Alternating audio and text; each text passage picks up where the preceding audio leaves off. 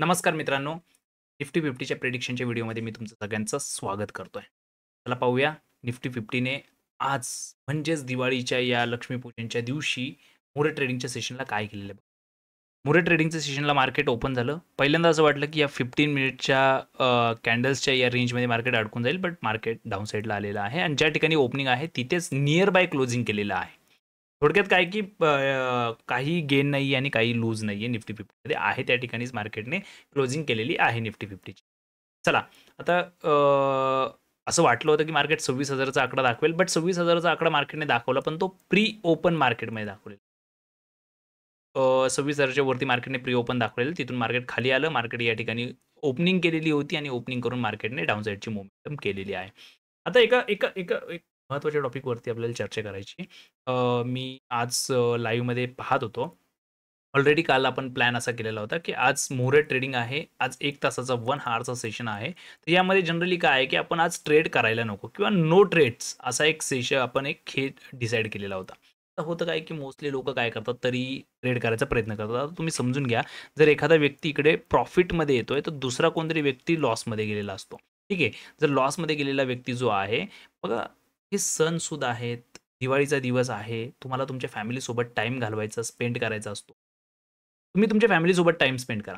But इकडे losses करत बसू नका. त्यांनी काय होतं, की तुम्ही इकडे लॉसेस करणार, फ्रस्ट्रेशन तुमच्या फॅमिलीवरती करणार. त्यापेक्षा बेटर काय असतं, की अशा डेजला अव्हॉइड करा. जनरली काय आहे, की जेवढे पण इव्हेंट्स आहेत, जेवढे पण सण-सूद असतात, त्या दिवशी काय होतं, की मार्केट जनरली बंद असतं आपलं. एकच असं सण आहे, ज्या दिवशी मार्केट ओपन असतं, ते म्हणजे लक्ष्मीपूजन. आणि लक्ष्मीपूजनच्या दिवशीच लोकांनी लॉसेस करतात. तर ज्या लोकांनी लॉसेस केलेत, ज्यांनी प्रॉफिटही केलेत, त्यांनी कमेंट बॉक्समध्ये मला सांगाच, की काय-काय केले तुम्ही आज प्रॉफिट केलाय की लॉस केलाय? ज्यांनी नो ट्रेडिंग असेल त्यांनी नो ट्रेडिंग म्हणून पण टाका. ज्यांनी ट्रेडिंग केली त्यांनी टाका. ज्यांनी डिसिप्लिन पाळलंय, त्यांनी नक्कीच टाका, की आम्ही ट्रेड केलेला नाही. ओके? चला आपण निफ्टी 50ला पाहून घेऊया. निफ्टी 50चं काय आहे? निफ्टी 50 बघा काय विषय, की निफ्टी 50 जोपर्यंत आता हा जो डे हाय आहे, मार्केट याच्यावरती सस्टेन होताना आपल्याला दिसलेला आहे आणि कुठेतरी मार्केटमध्ये बघा, हा जो 23 2 मिनिटं. हा जो 25,788 ते 25,800चा हा जो काही झोन आहे, म्हणजे हा जो काही एरिया आहे, हा खूप इम्पॉर्टंट एरिया मार्केटसाठी बनलेला आहे. आता बघा काय आहे, की आपण डेलीमध्ये काही गोष्टी पाहतोय, जसं की डेलीमध्ये आपल्याला बॅक टू बॅक ह्या जे काही हे काही जो काही पाहायला मिळालेला आपल्याला, कॅन्डल्स ब्रेक होत आहेत, मार्केट वरती जाते, कॅन्डल ब्रेक होत आहेत, मार्केट वरती जाते, कॅन्डल ब्रेक होत आहेत, मार्केट वरती जाते, ब्रेक होत आहे, वरती जाते, ब्रेक होत आहे.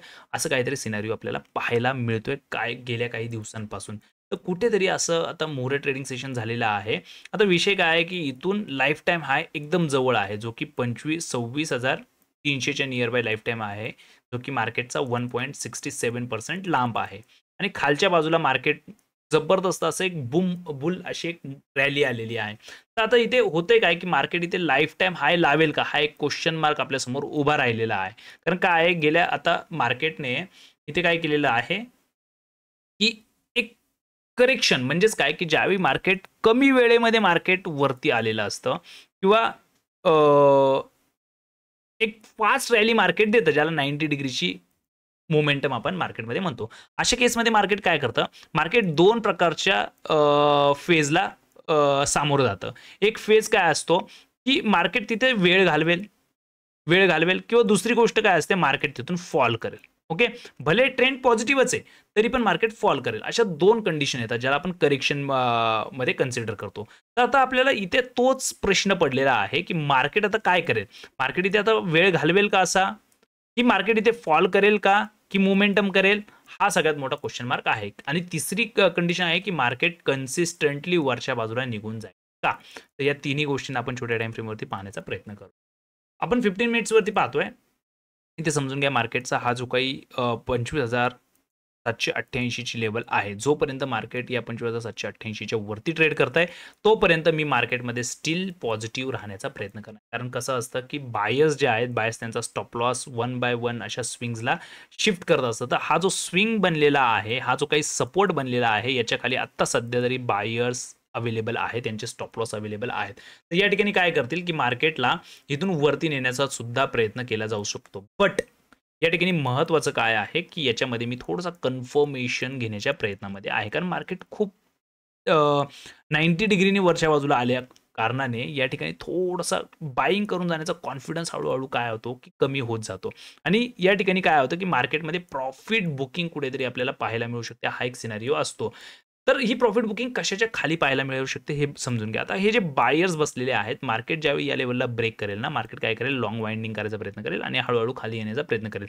त्यानंतरच म्हणजे 25,788 जेव्हा मार्केट ब्रेक करेल त्यानंतरच मी थोडासा पुट साईडला जाण्याचा याच्यामध्ये प्रयत्न करणार. बट ह्याच्यामध्ये ॲग्रेशन कोणत्याही प्रकारचं नसेल. कारण काय आहे की मार्केटची फक्त आणि फक्त एक टेम्पररी लेवलला या टेम्पररी बेसिसवरती या लेवलला ब्रेक करत आहे.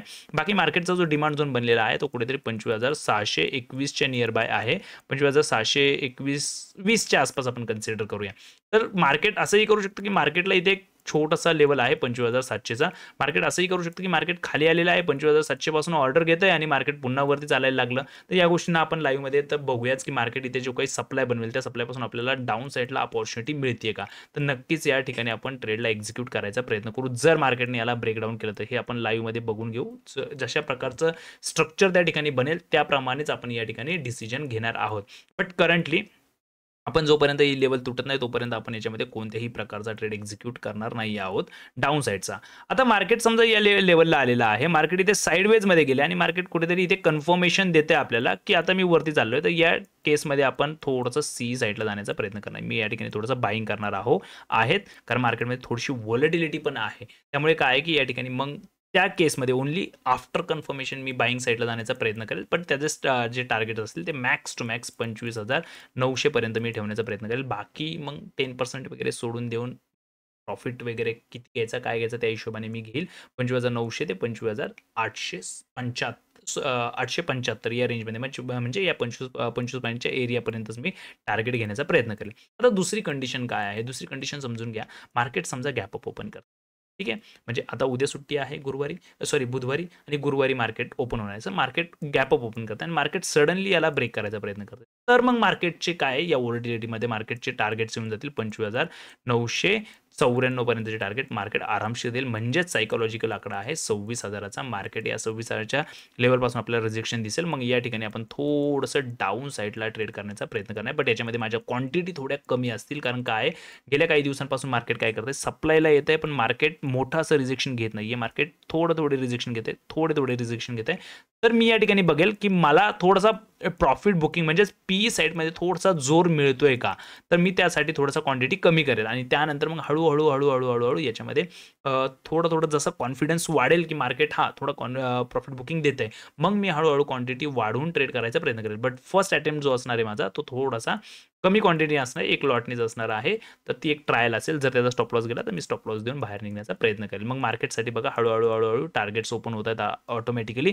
25,996 ओपन झाला म्हणजे 25,930-96 ते 25,926 ते 25,930 ही रेंज जर क्रॉस झाली तर मार्केटला टार्गेट आहे 25,994 म्हणजे 26,000 आणि 26,000 क्रॉस झाली तर 25,090च्या आसपास एक छोटासा येतो म्हणजे 25,100 ते 25,140 म्हणजे हा 40 पॉईंटचा एक एरिया आहे. या एरियामध्ये मार्केटला रिजेक्शन आहे आणि त्यानंतर मार्केटने जर यालाही क्रॉस केलं तर मग मार्केटचा लाईफ टाईम हाय मार्केट आरामशीर देईल.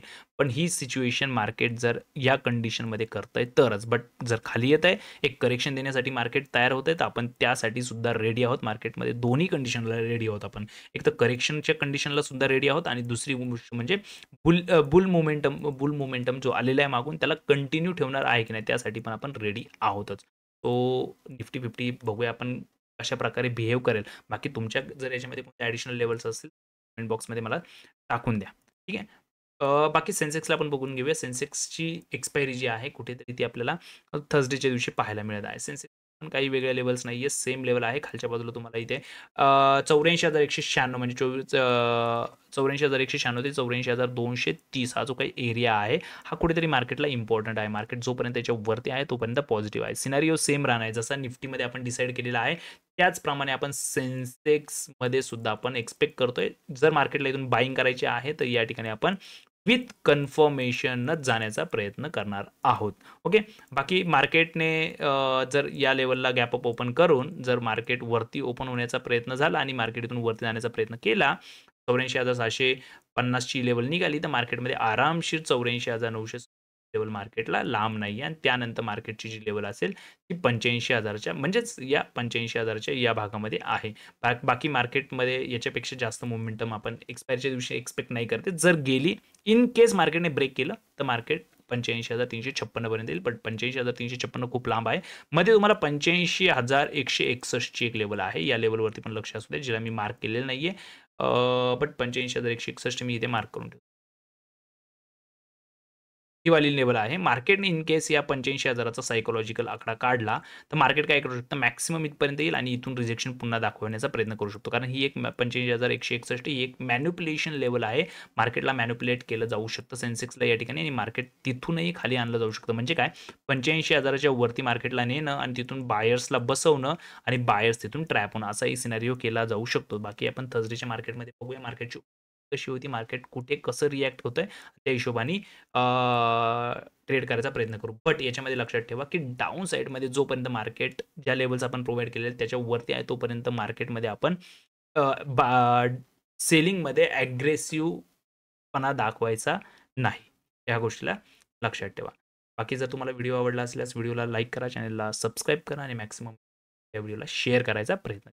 धन्यवाद मित्रांनो आणि पुन्हा एकदा तुम्हा सर्वांना दीपावलीच्या खूप खूप खूप साऱ्या शुभेच्छा.